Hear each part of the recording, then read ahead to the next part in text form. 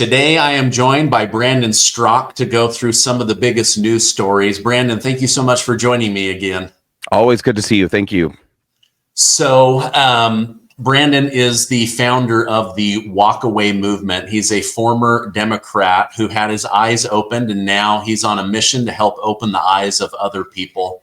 When you travel around the country, do you guys specifically go in with a message that you believe will open the eyes and the hearts of people to realize they need to walk away? Or do you kind of let the issues of the area dictate what you guys speak about with people? So it's those two things, and then I'd say a third thing as well, which is basically whatever issues are happening in the world at the time and the audience that those issues are being addressed with. So definitely the message is kind of like customized and tailored to wherever we're going and who we're talking to. But like, let's take, for instance, 2020, when Black Lives Matter was burning the country down, and there was this like beyond hypocritical double standard and almost like celebration and permissiveness about violence and destruction.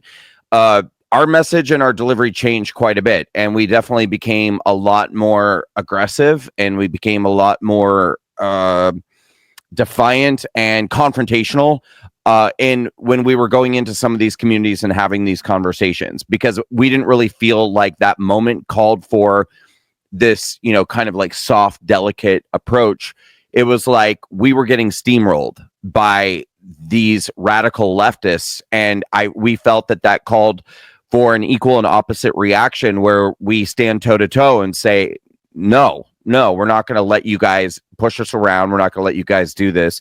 Now, there are other times when we're going in and we're having conversations with maybe Hispanic people about how, their communities are being unfairly affected by illegal immigration. People who came to this country legally and did it the right way and went through our system and are contributing to our society and our culture. Obviously, that requires a softer, more compassionate conversation. So it all kind of just depends on what's going on. But we're definitely not afraid. And we've also a few months ago, we spoke at Berkeley. And so when I do colleges right now, I'm doing a team of speakers. There's about like 5 of us that go into colleges together of differing backgrounds, some Black people, gay people, white people. And we all kind of have like a unique background, but the similar story of walking away from the left. So when we went to UC Berkeley, there are times we've gone and spoken at more conservative colleges, and obviously our approach is very different at a conservative college than an ultra liberal college. So when we went into Berkeley, we were a little more inflammatory with like the signage and things like that we brought, because that's a university where they're pushing pretty hard with the radical LGBTQIA agenda and a lot of radical leftist policies. So we went in there much more aggressively, and we got a pretty heated response. But it just depends. Okay.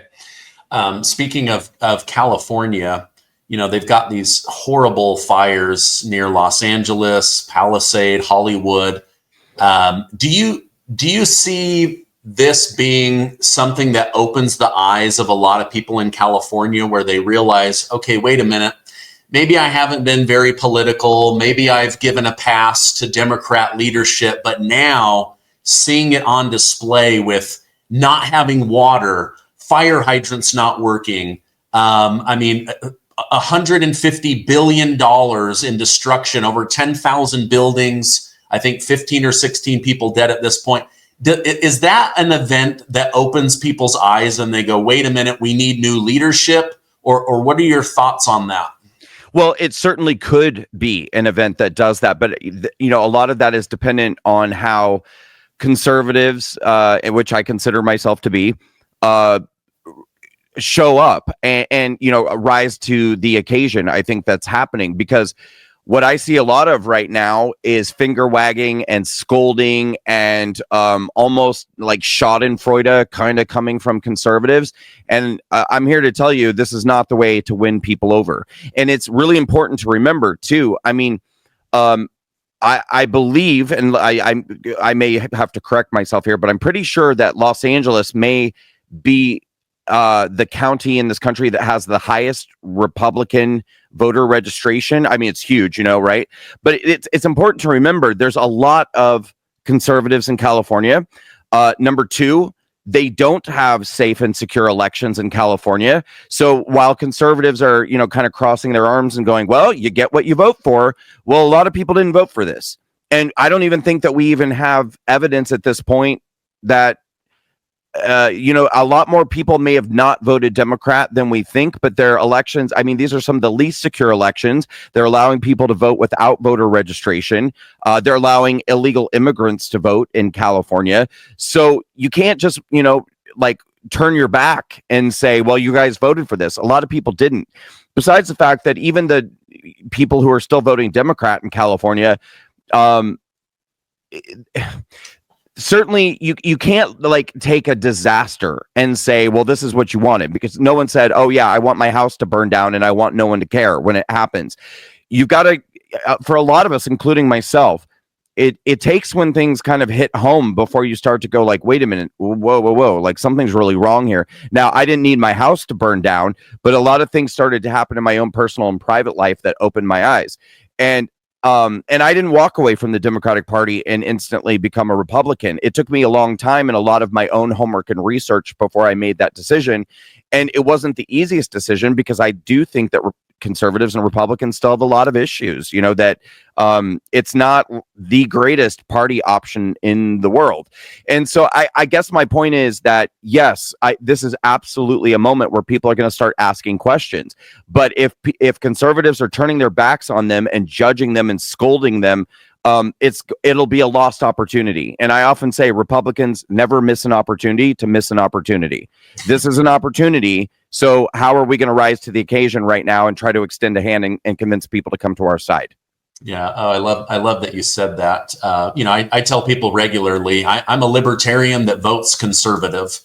I'm not ashamed to say that. I want as little government in my life as possible. I believe that they are the problem, not the solution in most cases. But I like what you're saying, where it's like, okay, if you meet people with judgment, especially in their hardship, that doesn't win people over. But if you meet them with compassion, service, how do we be helpful? How do we open your eyes? I think right now a lot of people in California are having their eyes opened to Karen Bass and Gavin Newsom, but that doesn't mean that they won't just replace them with the next Democrat. That's right.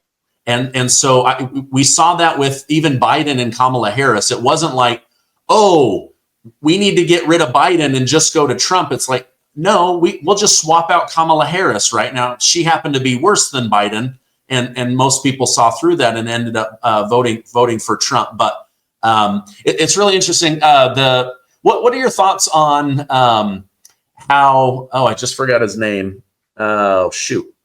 He's the guy that helped flip Pennsylvania by going door to door. Yeah. I'm having a brain fart. Anyway, if it comes to you, let me know. If it comes to me, I'll let you know. But anyway, they went out and they really used compassion and logic and showing policy of conservatives to convince a lot of people in Pennsylvania to vote for Donald Trump. Now they're starting to move over into New Jersey, and they're actually finding like huge sign-up numbers as people are realizing, wait a minute, maybe America needs to be more conservative. So is pointing out the value of conservative living and policies, is that the way to win people over, or how do those conversations happen? Yeah. So, I mean, that's with Walkaway. That's what we've been doing for years, is going into, various minority communities, going and talking to Black, Hispanic, LGBT.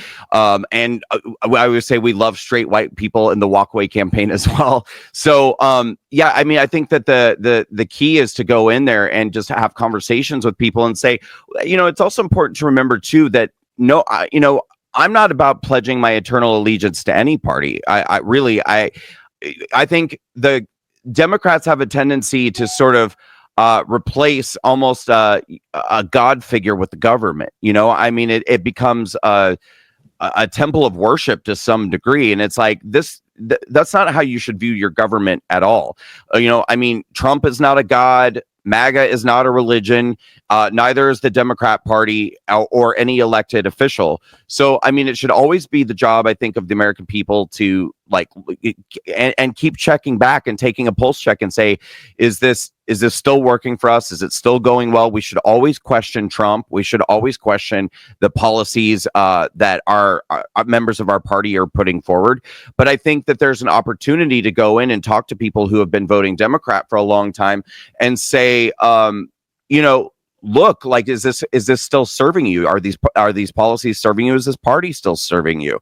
And if not, consider this alternative that we have right now, and educate people about what the truth is about America First, or MAGA, whatever you want to call it. I've tried to do that extensively around the country, basically saying, like, look, I don't care if you love Trump or don't love Trump, but I do care about the truth. And it's like, if you're going to hate Trump, I hope that you at least hate him for reasons that are true and real, because I think most people are hating him and hating his supporters based off of misinformation. And if we can clear up some of that misinformation and try to educate people about the truth about the policies, I think that there's an opportunity for people to reconsider their position. Yeah. During the election cycle, you would see different things. Oh, Trump's racist. Okay, show me an example of that. I just know that he is, or Trump's against gay people.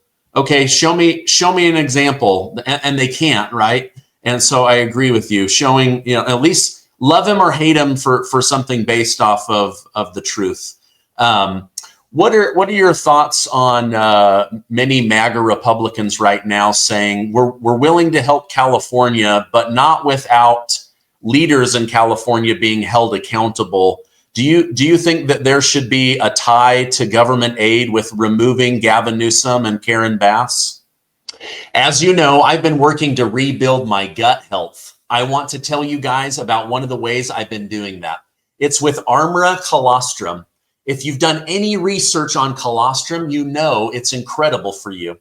In fact, there are close to 5,000 research papers on the health benefits of colostrum on the human body.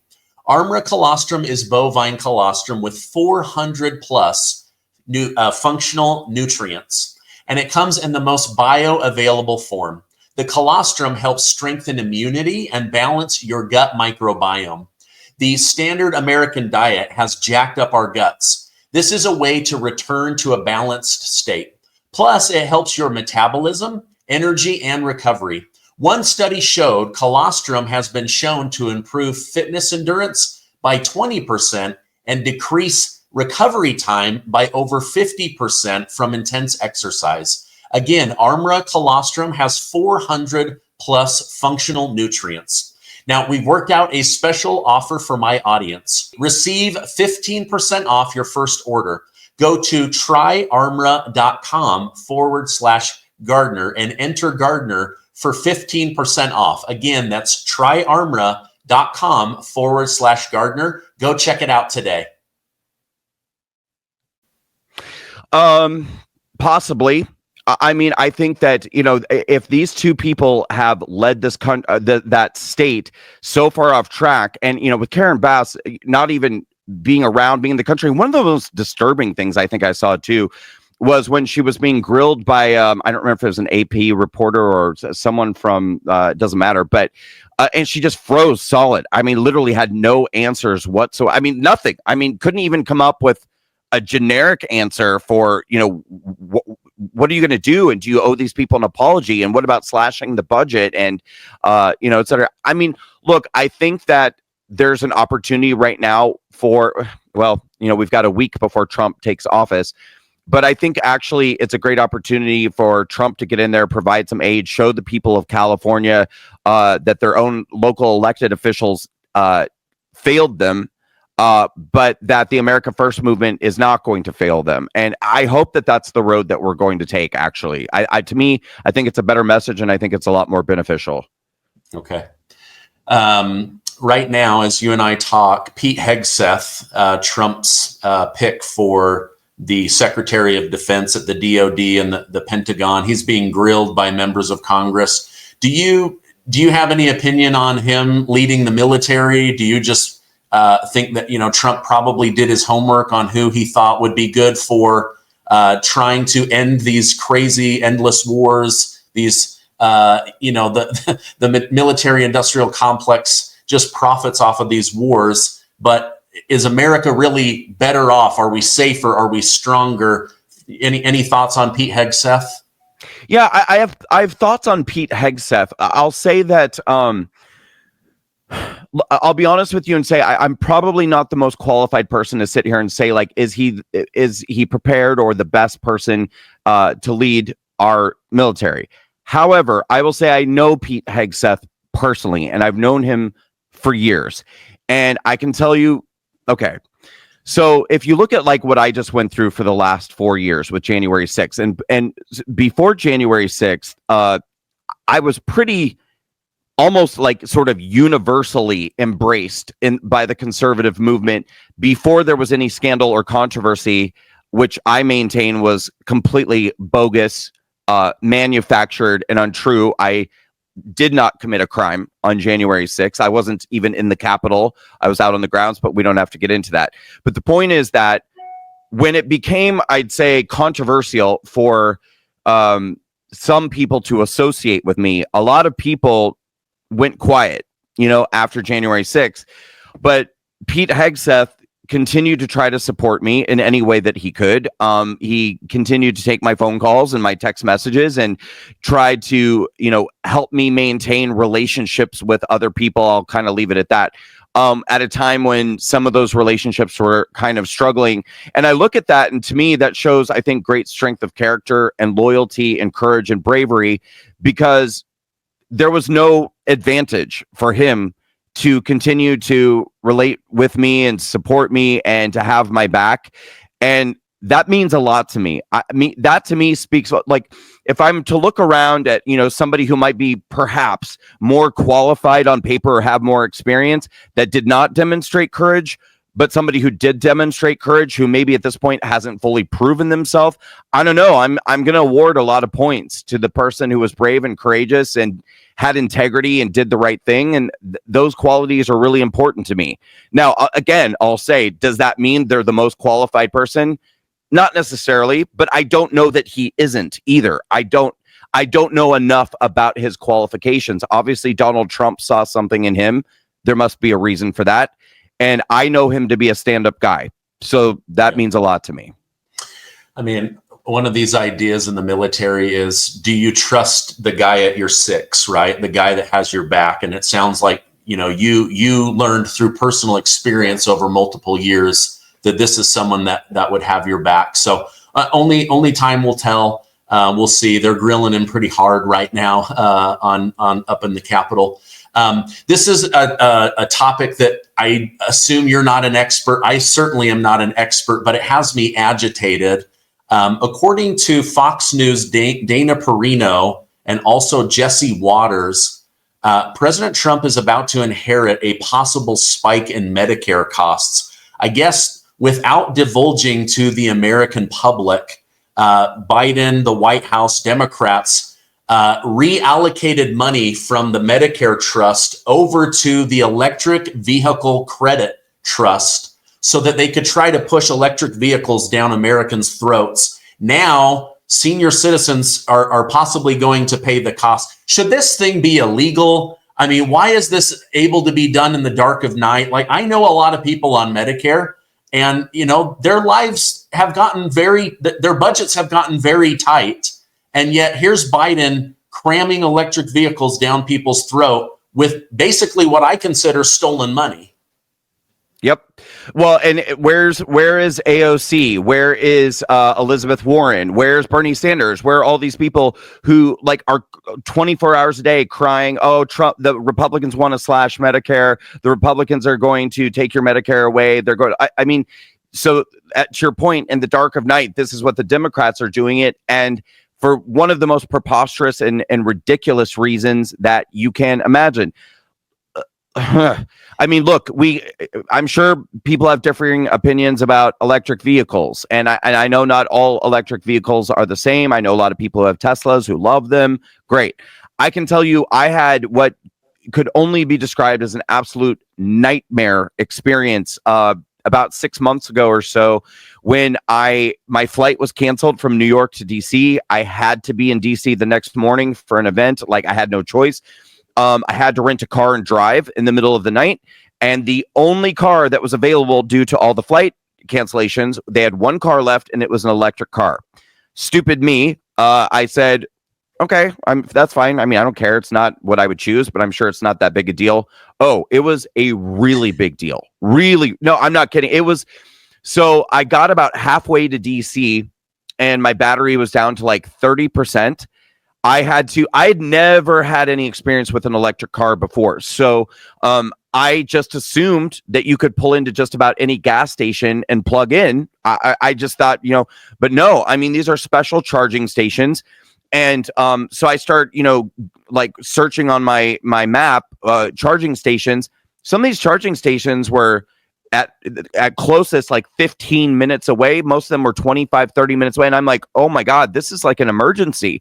And so I drove to one that was like 18 minutes away, and I got there and they had yellow tape surrounding the entire thing. And it said, this charging station, it doesn't work.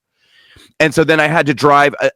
I'd already gone 18 minutes out of my way. So then I had to go 18 minutes to get back and go another like 20 minutes to find another charging station. I pulled in. It was a Tesla charging station, which is different than the type of charger my electric vehicle would use. I didn't know there were different types of charging stations, but I was down to like 12% when I finally found a charging station that worked. And I had to sit there for almost an hour to get my car charged up to about 70% so that I could get the rest of the way. And then when I finally got there, I made my appointment. It was a nightmare, but I made my appointment. And then there were no more working charging stations around. And I had to literally call the car rental place, have them tow the car and bring me a gas vehicle. Now, I understand that may not be a typical experience, but it was horrible. I mean, it was so horrible. And I'm like, why are we pushing for this? This is the stupidest thing on the face of the earth. I understand it's not the point of your question, but it's like, why are we taking money from seniors away from their health care to push for this product that is insanely terrible? And in my opinion, it is. So yeah. That's all I can say. Yeah, you can see why Trump at his rallies would say, we're not ready to get rid of gas-powered cars. Like, they go further, they cost less money. The American people should have the right to choose. When I read that this morning, that the Biden administration in the dark of night have taken Medicare trust money and shifted it over so that they could have the PR, the public benefit of, oh, we're the Green Party. Like, it just makes me so crazy. Okay, I want to talk. Oh, go ahead. Steve, yeah, sorry. Could I also just add too quickly? It cost me somewhere in the neighborhood of $30 to juice up my electric vehicle to like 70%. There was no cost savings. As I said, it took like an hour just to get to about 70%. So maybe there's a day in the future where having electric vehicles that they're quick to charge, the stations are everywhere, they all work, and there's some sort of savings to do it. We are so far from being there at this point, and to me, it's not something that should be a top priority. I don't think.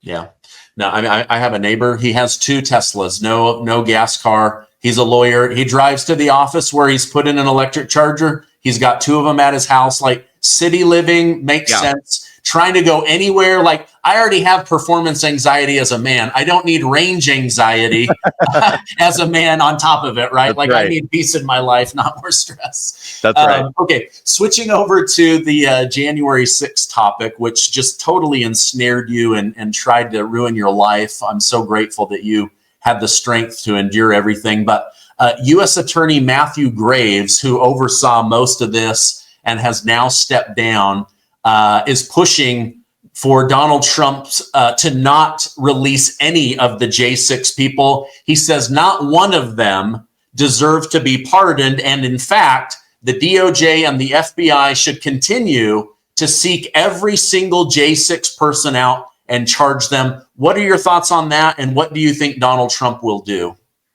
I think that Matthew Graves is probably one of the most evil and corrupt people that could have been installed into our government and our Department of Justice. I have several letters from Matthew Graves sitting in my drawer right now, based on my own case, which was a complete and total lie.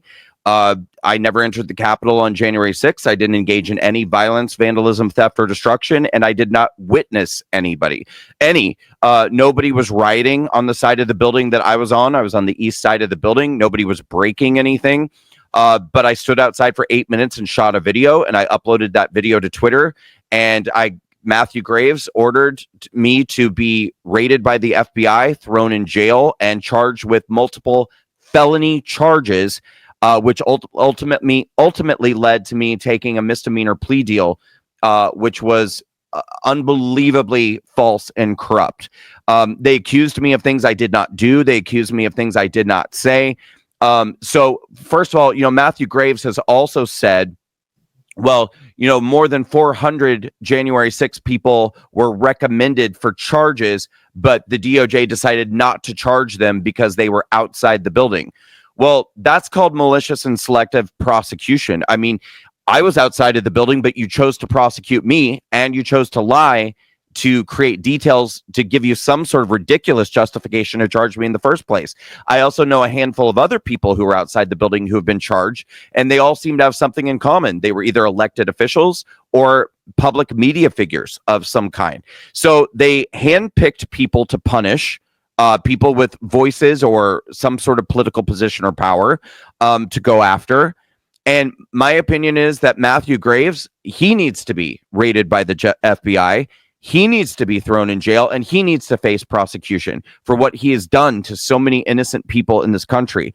And I maintain that every January 6th case is a lie, even if you did break windows or even if you did have a physical confrontation with a police officer, because at the very least, every single person who was either found guilty at trial or took a plea deal had to be convicted of the government's narrative that they went there on January 6th to storm Congress, to try to stop the certification of the vote, to try to prevent Joe Biden from becoming president. And that's not what happened. I mean, even people who made the ridiculous decision to break a window or initiate violence, which I would argue is very, very small. I think the vast majority of people who have either been convicted or pled guilty to committing violence did not initiate the violence. I think that they were attacked by police officers and found themselves in a defensive position. And the government flipped the script and said that they were the ones who started the violence when they were not. And so to say that nobody deserves a pardon is, well, of course he's going to say that because he's the one who created the lies in the first place. But it's unjust and it's unfair, because I argue that every single January 6th case is a bogus case, even if the person did do something wrong, because they ended up getting convicted of things they didn't do in a system that was incredibly corrupt and unfair. So I 100% think that Matthew Graves has to be brought to justice, needs to be investigated, and probably criminally prosecuted. Okay. I want to talk about some of the wrongdoers that were provoked, because I just saw a new video in the last 72 hours that has me convinced of what you're saying. But first, what was your reaction after Christopher Wray of the FBI lied to Congress that the FBI played no role in this? He's done interviews. We played no role in this. And then they put out that there was at least 26 paid FBI informants in the crowd. Many of them went into the building, encouraged people to go into the building, encouraged people to commit violence. What was your reaction when you saw that report? I wasn't surprised. And I also, I mean, if anything, I would say that I think the report is significantly downplaying the truth of the number of people that were involved and what their level of involvement was. Now, what I think is interesting is that none of those people, including the people who went inside the Capitol, were criminally charged or faced any consequences for what they did. So that's fascinating, and again speaks to the issue of selective prosecution, which we're going to have to take a hard look at in these coming weeks after Trump takes office and ask ourselves, is the federal government going to need to Look at making, some restitution to people who were selectively prosecuted by the government. I mean, you're not supposed to do that. You're not supposed to say, well, this activity is criminal, but this identical activity is not criminal, and we're just going to charge some people that we don't like, but not charge other people that we do like. You're not supposed to do that. And as I said, I also find it hard to believe the numbers that they put forward. I think that the numbers are probably a lot greater than that. Okay, I agree. And there are some members of Congress that believe that there were these ghost buses that were busing people in. There's video of people changing clothes in underground parking lots and in the bushes to look like a MAGA supporter. Something I saw in the last couple of days that was disturbing to me. I saw these flashbang grenades, percussion grenades that the police were throwing, and they're throwing them behind the people. And when that goes off, your only human instinct is to push forward away from the explosion and the noise, right? So it's almost like they were pushing them towards the Capitol by controlling the traffic by putting these grenades going off behind them. But the thing that was most disturbing to me, and I don't know if you saw this footage, it just came out, and I apologize, I don't have it ready to show here, but there's now video of Capitol Police. They're in an upper perch, and they're firing either rubber bullets or paintballs into the crowd, and you can see it hitting people in the back of the head. Boom. One guy has his lips blown off. Yep. Another guy right through the cheek. And people are panicking. They're freaking out. They're saying, oh my gosh, we're being shot at. And then you see the violence start. Is there ever going to be any justice for the people that just reacted after having literal, like live ammunition, I guess not live ammunition, but rubber bullets or paintballs shot right at their face? Yeah, I mean, I don't know what we would call justice in a situation where things have gotten as bad as they've gotten. I mean, public vindication, perhaps. I mean, at this point, justice would look like, some sort of total exoneration met with some significant restitution payment. And even that wouldn't even begin to correct the damage, I think, that's been done. But it's, again, I want to kind of make clear to everybody, I wasn't on that side of the building so although I'm tied into this incident in like the greater sense, I wasn't there and I didn't witness any of that. But I will say, so I was on the other side of the building, and one of the charges that I got, even though, again, I didn't go inside the building, they charged me with a felony for occupying restricted grounds. Now, when I arrived at the Capitol, there were no closed barricades, like nothing was closed. There was a crowd of hundreds, if not thousands of people standing outside of the east side of the Capitol on the steps, calmly, peacefully. And there were no police officers, zero on the east side, no signs, nothing to tell people that they weren't allowed to be there. And on the west side of the building that you're describing, obviously things got more out of hand and more chaotic. But what I will never understand is why we skipped straight to the step of throwing ammunition and explosives at people before getting on a loudspeaker and saying, if you don't exit the lawn immediately, you will be prosecuted. Why were people not given the opportunity to realize there's going to be a problem if you don't leave? Why did we go straight to throwing explosives and flashbangs at people that, to your point, agitated the crowd, got people panicked and upset, surging forward? I truly believe, knowing Trump supporters as I do, MAGA people as I do, if somebody had simply said, attention, attention, you are forbidden to be in this area. If you do not evacuate immediately, you will be criminally prosecuted, I think 95% of the people would have left. And I think they would have at most been dealing with a couple of dozen people left that they could have gone to and said, we're not kidding, you're going to get arrested right now if you don't go. And that would have been the end of it. Yeah. In fact, this tape that I saw, Brandon, and I wish I had it, but one policeman is saying to somebody above him in authority, "Sir, for every person we hit, we're agitating 10 more. I don't think this is working." That's on camera. It's on camera. I'm going to have to release this video, but it was on Twitter, and it would just absolutely shock me. Brandon, if people want to learn more about the walkaway movement or support it or have you come and talk to people in their area, where can I push them? Where can they learn more? Great. So I would highly encourage people to join our new Facebook group. If they go on Facebook, it's #WalkAwayCampaign. Please join the group, whether you're a walkaway yourself or what we call a walk with, which are the lifelong conservatives and Republicans who support our movement, whether it's through sharing our posts or doing volunteerism or financial support. Please join the new Walkaway Campaign Facebook group. That helps a lot. And then the other thing I would ask people to do is go to our website, which is walkawaycampaign.com. And then if they type in walkawaycampaign.com/next, NEXT, there's 5 steps that we're asking people to take, which I know sounds like a lot, but it's not. It's basically sign up for our texting list, sign up for our email list, join our Facebook group. If you're able to make a financial donation, we love it. If you can't, we understand. And we also have an app. We'd love people to sign up for our app. Why all of this? Because I learned, I think no one knows better than I do, and many others too, over the last 4 years, you could do absolutely nothing wrong, and they pull you off social media, or they cancel your email list, or they cancel your texting list.